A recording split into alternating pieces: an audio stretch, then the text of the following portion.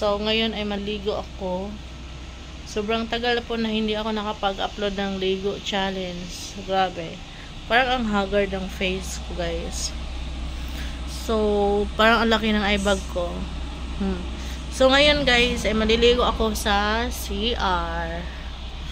So, kukunin ko muna yung towel. So, guys, nagpalit para ako ng damit. So, magsando po ako ngayon. So, tara!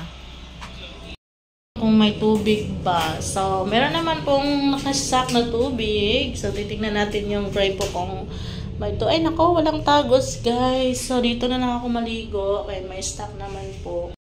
So, guys, dito na ako sa loob ng CR. Sobrang ano ng hair ko. So, medyo tumasa po yung hair ko ngayon, guys. Kasi pinutulan ko to nakaraang linggo. Ay, hindi, nakaraang buwan. So, sobrang iksi po. Ngayon, medyo mataas na po siya.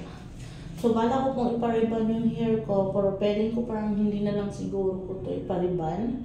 Kasi kung ipapariban ko, masisira yung hair ko. Bagong-bago pa naman itong tubo, guys. Kaya bumalik na po yung original na buhok ko. So, guys, mag-buhos na tayo. So, nalamos mo lang ako.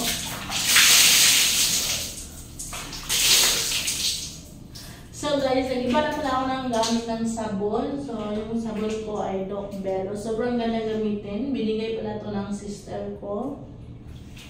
Yes. Binigyan niya ako ng sabon kasi ang shampoo ata dito. Nakakubos na yung shampoo. So may shampoo yung sister ko.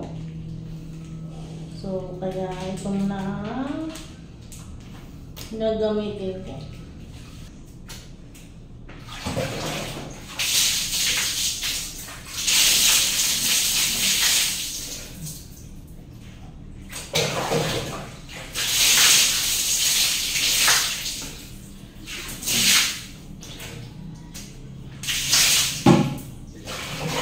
Subang anghang ko ng mukha ko, grabe. Napaka-anghang.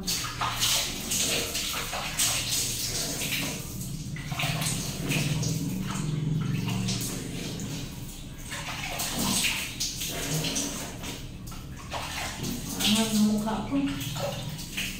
So, tangisa yung result, guys. Napakaganda. So, lumabot po yung mukha ko. Pag ginawakan mo siya, parang ang soft. Yan.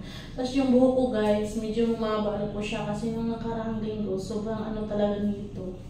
Hanggang dito po yung nagkaroon ko siya ng bangs. Kasi sabi ko sa sister ko is, magpagupit ako ng hair. So, yun nga, hignupitan niya ako.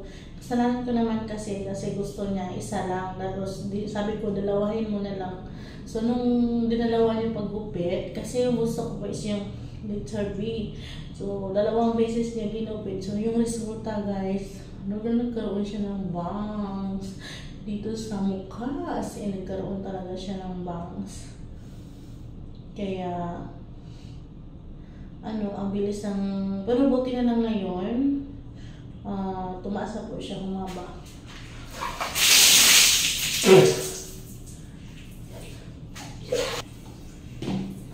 So guys, so safeguard po yung ginagamit ko sa katawang sinasabon ko po. Safeguard. Sobrang ganda gamitin.